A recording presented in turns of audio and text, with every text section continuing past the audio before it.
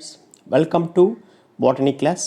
In previous videos we have discussed about introduction to herbarium, materials and equipment required for herbarium preparation and preparation of herbarium.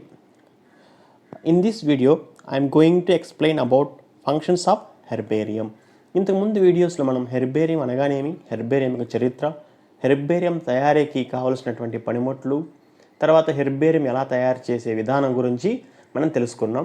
ఈ వీడియోలో herbarium వల్ల మనకు ఉన్నటువంటి ఉపయోగాల గురించి చర్చించుకోబోతున్నాం. First ఉపయోగం చూస్తాం.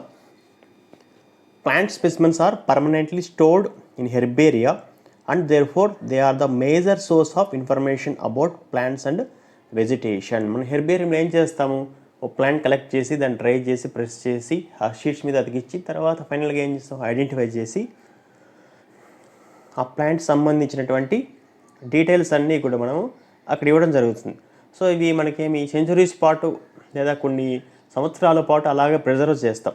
నెక్స్ట్ జనరేషన్కి ఆ ప్లాంట్స్కి సంబంధించినటువంటి డీటెయిల్స్ అన్నీ కూడా మనము ఇవ్వడం వల్ల వాళ్ళు ఆ ప్లాంట్ని ఐడెంటిఫై చేయగలుగుతారు. కాబట్టి it's a form of transfer of generation knowledge about plants.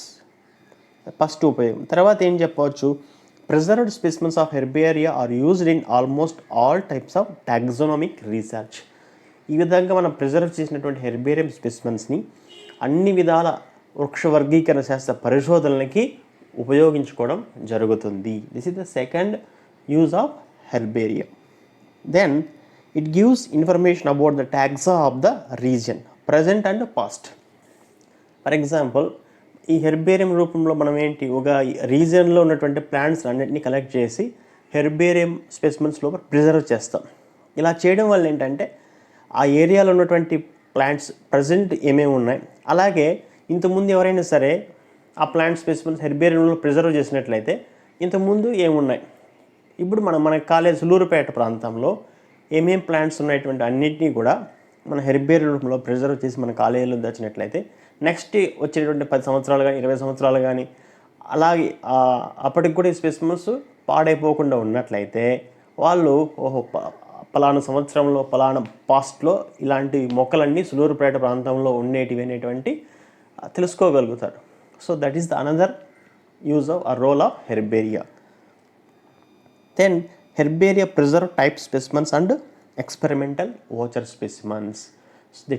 This is the another important function of herbaria. అసలు టైప్ స్పెసిమెన్, ఓచర్ స్పెసిమెన్ అంటే ఏంటో చూస్తాం. First type specimen. A type specimen is a specimen selected to serve as a reference point when a plant species is first named. అంటే ఇప్పుడు మీరు కొత్త species, ఒక కొత్త ప్లాంట్ కనుక్కున్నారు, దానికి ఒక కొత్త పేరు పెట్టారు, ఎక్స్ఎక్స్ ఏదో సమ్ పేరు. దేన్ని బట్టి మీరు పేరు పెడతారు అంటే, ఫస్ట్ మీరు కనుక్కున్న ఓ ప్లాంట్ మీరు కనుక్కొని ఉంటారు కదా, ఆ ప్లాంట్కి సంబంధించినటువంటి దాన్ని మీరు ఏం చేస్తారు, హెర్బేరియం స్పెసిమెన్ ప్రిజర్వ్ చేస్తారు.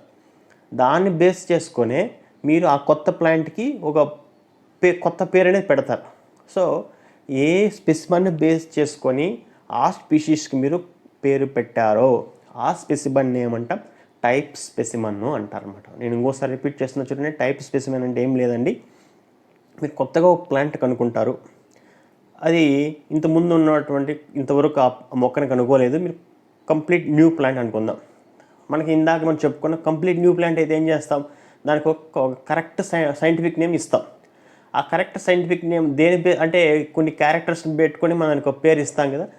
సరే, మరి ఏ ప్లాంట్ బేస్ చేసుకొని మీరు కొత్త పేరు పెట్టారని భవిష్యత్తు వరకు ఎన్ని సంవత్సరాలైన పాటు మనం ఖచ్చితంగా ఓ ప్లాంట్ స్పెసిమెన్ అనేది ఉండాలి, దేన్ని బేస్ చేసుకుని ఆ పేరు పెట్టామని.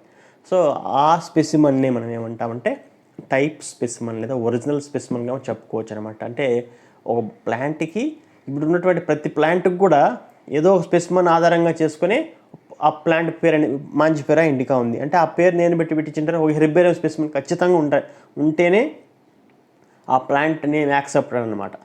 సో ఆ విధంగా ఒక మొక్కకి ఏ స్పెసిమెన్ ఆధారంగా చేసుకొని పేరు పెడతారో ఆ స్పెసిమెన్నే టైప్ స్పెసిమెన్ అంటాం. సో ఇప్పుడు మనకు ఆ ప్లాంట్ స్పెసిమన్ చాలా సంవత్సరాల పాటు ప్రిజర్వ్ చేయాలంటే మనకు ఉన్నటువంటి ఏకైక మార్గం హెర్బేరియం స్పెసిమన్. అంటే దాని హెర్బేరియంలో దాన్ని ప్రిజర్వ్ చేసి పెడితే వందల సంవత్సరాలైనా కానీ మనం వాటిని కాపాడవచ్చు, ప్రిజర్వ్ చేయవచ్చు. సో మన టైప్ స్పెసిమన్ కావాలంటే ఓన్లీ మనకు ఉపయోగపడే పద్ధతి ఏంటంటే హెర్బేరియం మెథడ్ అనమాట. నెక్స్ట్ ఏం చెప్పాము, voucher specimen. What is voucher specimen?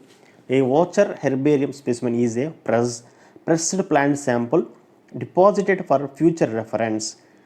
అంటే ఏం లేదండి, ఈ ఓచర్ స్పెసిమన్ అంటే ఫర్ ఎగ్జాంపుల్ మీరు ఏదైనా ఒక ప్లాంట్లో పలానా కాంపౌండ్ ఉంది, ఇది దాంట్లో ఏదో ఒక కాంపౌండ్ అనేది పలానా డిసీజ్కు క్యూర్ చేయడానికి ఉపయోగపడుతుంది అనుకుందాం.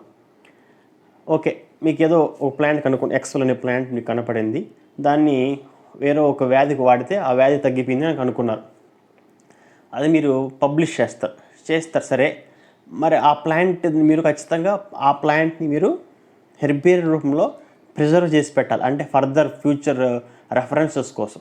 ఆ స్పెసిమన్ ఏమంటాం, ఓచర్ స్పెసిమన్ అంటాం. అంటే మనం ఏదైనా రీసెర్చ్ చేసేటప్పుడు ఆ ప్లాంట్ మీద, పర్టికులర్ ప్లాంట్ మీద ఆ రీసెర్చ్ ఫర్దర్ మిగతా అన్ని సైంటిఫిక్ కమ్యూనిటీకి వాళ్ళు డౌట్స్ రాకుండా, ఏమన్నా డౌట్స్ వచ్చినా దాని గురించి తెలియాలి, ఫర్దర్ డీటెయిల్స్ ఏమన్నా కావాలంటే ఖచ్చితంగా మనం ఏం చేయాలంటే మనం ఏ ప్లాంట్ మీద అయితే రీసెర్చ్ చేసామో, ఏ ప్లాంట్ అయితే రీసెర్చ్ చేసామో ఆ ప్లాంట్ స్పెసిమన్ ఖచ్చితంగా ప్రిజర్వ్ చేసి పెట్టాలి.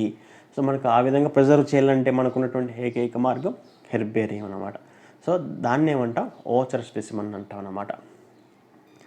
నెక్స్ట్ అనదర్ యూజ్ వచ్చి the herbarium provides information about the local name, local use, frequency, distribution and variation in habitat of the plants collected. ఈ హెర్బేరియం అలా మనకి ఏమి ఇస్తుంది, ఇప్పుడు లోకల్ నేమ్ ఏంటి, లోకల్ యూజ్ ఏంటి, ఫ్రీక్వెన్సీ, దానికి డిస్ట్రిబ్యూషన్ మొత్తం సంబంధించిన సమాచారాన్ని ఇస్తుంది. ఫర్ ఎగ్జాంపుల్ సులూరుపేట ప్రాంతంలో మనం డిఫరెంట్ ప్లాంట్స్ కలెక్ట్ చేసాము, ఆ హెర్బేరియం మీద ఏమి లోకల్ పేరు ఏంటి, లోకల్గా ఎందుకు ఉపయోగిస్తారు, డీటెయిల్స్ అన్నీ ఇచ్చాం. తద్వారా బయట వ్యక్తులు వచ్చినప్పటికి కూడా, ఇప్పుడు వేరే ఊరు నుంచి లేదా వేరే స్టేట్ నుంచి వచ్చినప్పుడు మన హెర్బేరియం చూసి ఆ హెర్బేరియం యొక్క బొటానికల్ ఏంటి, లోకల్ పేరు ఏంటి, లోకల్గా దీన్ని ఎందుకు ఉపయోగిస్తారనే డీటెయిల్స్ అన్నీ కూడా వాళ్ళకు తెలుసుకునే అవకాశం ఉంటుంది. So that is the another use of herbarium. Then the classification of the world's flora is based on mainly on the herbarium material. ఇప్పుడు మనకు డిఫరెంట్ క్లాసిఫికేషన్స్ ఉన్నాయి, బెంతా హుక్కర్ క్లాసిఫికేషన్ అని, యంగ్లర్ ఫ్రాంటల్ క్లాసిఫికేషన్ అని. అంటే ఇప్పుడు వాళ్ళు మెయిన్గా ఈ మొక్కలు ఎలా క్లాసిఫై చేస్తారంటే based on the herbarium specimen. ఎందుకంటే వాళ్ళు ప్రతి చోటకి ప్రతి స్పెసిమన్కి వెళ్ళి ఐడెంటిఫై చేసి దాన్ని క్యారెక్టర్స్ రాసుకొని చేయాలంటే ఇది చాలా హెక్టిక్ వర్క్ అనమాట, చాలా కష్టమైన పని. అందుకోసం ఏం చేస్తారు, హెర్బేరియం దగ్గర కూర్చొని ఏమేమి స్పెసిమన్స్ ఉన్నాయి వాటి క్యారెక్టర్స్ చేసుకుని దాని ఆధారంగా వాళ్ళు ఏం చేస్తారు, మొక్కల్ని క్లాసిఫై చేస్తారు డిఫరెంట్ జీనస్లుగా, డిఫరెంట్ ఫ్యామిలీస్గా, డిఫరెంట్ ఆర్డర్స్గా అలాగనమాట. So all mainly classifications based on the herbarium specimens only. Then monographs of genera or families are prepared only by the herbarium specimens. Monograph అంటే ఏం లేదు, ఒక జీనస్ సంబంధించి లేదా ఒక ఫ్యామిలీ సంబంధించి మొత్తం స్టడీ చేసి ఆ ఇన్ఫర్మేషన్ కలిగి ఉన్నటువంటి పుస్తకాన్ని మోనోగ్రాఫ్ అంటారు. ఫర్ ఎగ్జాంపుల్ మోనోగ్రాఫ్ ఆఫ్ మాల్వేసి అంటే మాల్వేసికి సంబంధించి ఏమేమి ప్లాంట్స్ ఉన్నాయి వాటికి ఐడెంటిఫికేషన్ ఎలా చేయడం, దానికి సంబంధించిన పుస్తకమే మోనోగ్రాఫ్. అంటే ఏదైనా ఒక జీనస్ కానీ ఒక ఫ్యామిలీ కానీ దాని గురించి కంప్లీట్ ఇన్ఫర్మేషన్ ఇచ్చే బుక్ని ఏమంటాం, మోనోగ్రాఫ్ అంటాం అనమాట. సో అలా మోనోగ్రాఫ్లు దేన్ని బట్టి ప్రిపేర్ చేస్తారు, based on the herbarium specimens only. So దాన్ని బట్టి చేస్తాం. నెక్స్ట్ ఫ్లోరాస్ కూడా మనకు. ఇప్పుడు ఫ్లోరా అంటే ఏంటంటే ఒక పర్టికులర్ రీజియన్లో ఏమేమి మొక్కలు పెరుగుతుంటాయో దాన్ని కలిపి ఫ్లోరా అంటాం. సో ఆ ఫ్లోరాస్ ఎలా ప్రిపేర్ చేస్తుంటే based on the herbarium specimens only. Then list of the endanger species of any region may be prepared only by herbarium specimen. Endanger species అంటే అవి ముంపు ఉన్నటువంటి జాతులు అనమాట. అంటే కొన్ని మానవ కారణాల వల్ల కావచ్చు లేదా వాతావరణ పరిస్థితుల వల్ల కావచ్చు వాటి సంతతి అనేది తగ్గిపోతుంది. అలాంటి వాటిని ఏమంటాం, ఎండేంజర్ స్పీషీస్ లేదా అంతరించిపోతున్న జాతులు అంటాం. సో మనకు వాటిని ఎలా మనం వాటి ఎండేంజర్ స్పీషీస్ ఏంటివని ఐడెంటిఫై చేయడంలో కూడా ఈ హెర్బేరియం స్పీషీస్ అనేవి మనకు ఉపయోగపడతాయి. ఎందుకంటే మా హెర్బేరియంలో మనం వాటి ఫ్రీక్వెన్సీ కానీ వాటి పాపులేషన్ ఎంత ఉందో మెన్షన్ చేస్తాం కాబట్టి దాన్ని బట్టి మనం ఏం చెప్పచ్చు, ఆ పర్టికులర్ స్పీషీస్ అనేది ఎండేంజర్ స్పీషీసా లేకపోతే మామూలు ఇటువంటి నార్మల్ ప్లాంట్ అంటే ఎక్కువ పాపులేషన్ ఉన్నటువంటి ప్లాంట్ అని మనం డిటర్మైన్ చేయొచ్చు అనమాట. Then big herbaria provide training to young students in herbarium practice. కొన్ని పెద్ద హెర్బేరియంలు ఏం చేస్తాయంటే ఎవరికైనా బాటనీ లేదా హెర్బేరియం ప్రిపరేషన్ మీద ఇంట్రెస్ట్ ఉన్న వాళ్ళకి బిగ్ హెర్బేరియాలు ఏం చేస్తాయి, ట్రైనింగ్ ప్రోగ్రామ్స్ కండక్ట్ చేస్తాయి. ట్రైనింగ్ ప్రోగ్రామ్స్ కండక్ట్ చేసి వాళ్ళకి హెర్బేరియం స్పెసిమెన్ ఎలా తయారు చేయాలా అనేటువంటివి కూడా ఈ హెర్బేరియాలు అనేవి పనిచేస్తాయి. ఉదాహరణకి డిఫరెంట్ హెర్బేరియస్ ఉంటాయి, that we will discuss shortly. ఇవన్నీ ఇంపార్టెంట్ ఫంక్షన్స్ హెర్బేరియా వల్ల మనకున్నటువంటి ఉపయోగాలు అనమాట. Now move to important herbariums in world as well as India and Andhra Pradesh. ఇప్పుడు మనం ప్రపంచంలో ఉన్నటువంటి కొన్ని ముఖ్యమైనటువంటి చాలా ఉన్నాయి. ప్రపంచంలో దాదాపు కొన్ని వేల హెర్బేరియా ఉన్నాయి. వాటిలో మనం టాప్ 4 ఏంటో వరల్డ్లో చూస్తాం. ఫస్ట్ వచ్చి herbier laboratory de phanerogamae and cryptogamae museum national de history natural లే. సింపుల్గా చెప్పాలంటే ప్యారిస్ హెర్బేరియం. దీంట్లో కంట్రీ ఫ్రాన్స్ అనమాట. ఎన్ని స్పీషీస్ ఉన్నాయంటే దాదాపు 1 crore స్పీషీస్ ఉన్నాయి. 1 కోటి జాతులు, 1 కోటి హెర్బేరియం స్పెసిమెన్స్ ఉన్నాయి. సో వరల్డ్లోనే అతిపెద్ద హెర్బేరియం ఏదంటే ఇదని చెప్పుకోవచ్చు. Next second largest herbarium located at Kew herbarium of Royal Botanical Garden. Kew ఎక్కడ ఉందండి? యునైటెడ్ కింగ్డమ్లో ఉందన్నమాట. లండన్కి దగ్గరలో ఉన్నటువంటి నగరం పేరు క్యూ అనమాట. అక్కడే ఉంది రాయల్ బొటానికల్ గార్డెన్ లేదా ఆర్బీజీ అంటాం.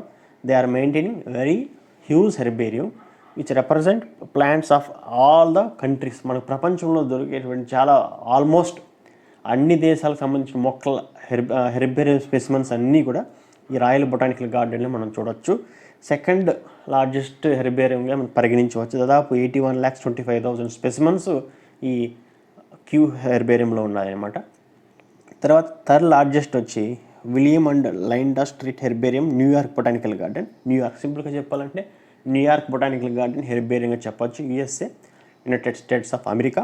దాదాపు 79,21,000 హెర్బేరియం స్పెసిమెన్స్ ఈ హెర్బేరియాలో ఉన్నాయన్నమాట. ఫోర్త్ వచ్చి ఇక్కడ మనకి రష్యా వల్ల అనమాట. Herbarium VL Komarov botanical garden Saint Petersburg అనమాట, రష్యాలో ఉంది ఇది. దాదాపు ఇక్కడ 71,60,000 హెర్బేరియం స్పెసిమెన్స్ ఉన్నాయన్నమాట.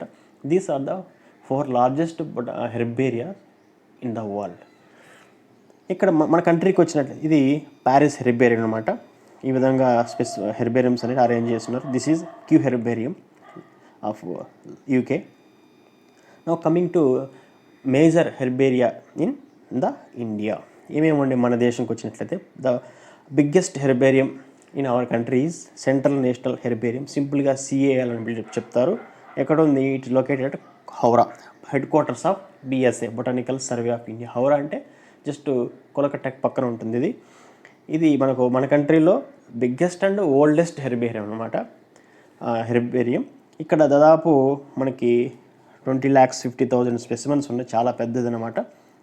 సో ఇది బిగ్గెస్ట్ అండ్ ఓల్డెస్ట్. సెకండ్ వచ్చి forest research institute Dehradun, FRI అంటాం దీన్ని. వీళ్ళ దగ్గర ఉన్న హెర్బేరియంలో దాదాపు 3,40,000 ఉన్నాయి. నెక్స్ట్ నేషనల్ థర్డ్ వచ్చి botanical survey of India southern regional centre Coimbatore, BSA వాళ్ళ యొక్క బ్రాంచ్ ఆఫీస్ అనమాట. It located at Coimbatore.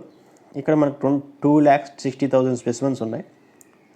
Fourth వచ్చి national botanical research institute NBRI located at Lucknow. Here 2,65,572 specimens are there. Then fifth largest herbarium is Ranipet Herbarium, located at Saint Joseph College, Tiruchirappalli or Trichy, where 2,25,686 specimens are there. So ఇవన్నమాట మన భారతదేశంలో ఉన్నటువంటి top 5 herbarium. ఇంకా చాలా ఉంటాయి, but ఇవి top 5 కొంచెం ఎక్కువ స్పెసిమెన్స్ కలిగినటువంటి. Now coming to herbarium. So ఇది మనకు ఈ రెండు ఏం చెప్పుకోవచ్చు అంటే మనకి సిఏఎల్ అనమాట, సెంట్రల్ నేషనల్ హెర్బేరియం హౌరాలో ఉన్నటువంటిది. ఇది ఫారెస్ట్ రీసెర్చ్ ఇన్స్టిట్యూట్ డెహ్రాడూన్లో వీళ్ళు ఇక్కడ హెర్బేరియం కలిగి ఉన్నారు. No coming to important herbarium Andhra Pradesh. మనకు ప్రతి యూనివర్సిటీ కూడా ఒక హెర్బేరియంని మెయింటైన్ చేస్తుంది. కాలేజ్ మనం కూడా మెయింటైన్ చేయొచ్చు. కానీ వాటిలో పెద్ద హెర్బేరియం కలిగినటువంటి యూనివర్సిటీస్ ఏవంటే కృష్ణదేవరాయ యూనివర్సిటీ 1980లో ఎస్టాబ్లిష్ చేశారు, అనంతపూర్లో ఉన్నటువంటిది. ఇక్కడ దాదాపు 25,000 కంటే ఎక్కువే ఉంటాయి హెర్బేరియం స్పెసిమెన్స్ కలెక్ట్ చేసి పెట్టారు.